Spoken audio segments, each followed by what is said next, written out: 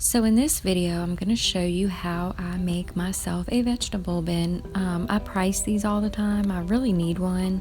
I had one a long time ago and it just was like in the way. I didn't have really much space for it, so I got rid of it. But I haven't had one in years, and I've been looking at them and I've been pricing them, and I'm like, I'm not paying $80 just for a box to put potatoes in. So I'm going to make my own using these 2 crates. It cost me $17 to make these because all I had to do was buy the crates. They were $8 and some change each, so maybe $18 with taxes. But I had everything else, the paint and the other wood that I'm going to use to make my legs. And so just keep watching and I'll show you how it turns out. So the first thing I'm going to do is paint my crates with white acrylic paint.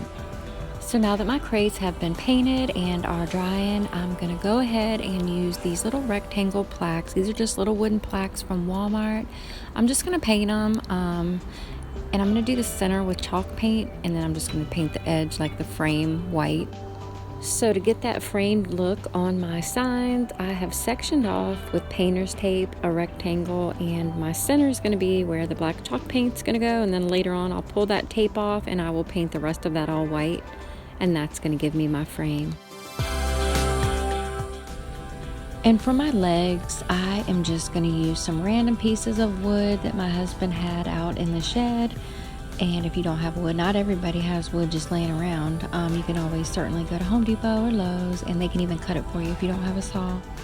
So here's how my vegetable bin turned out. I think it's really cute. It's going to definitely serve its purpose. And I do want to mention for the legs, I just used a drill and drilled some nails in there to hold it all up.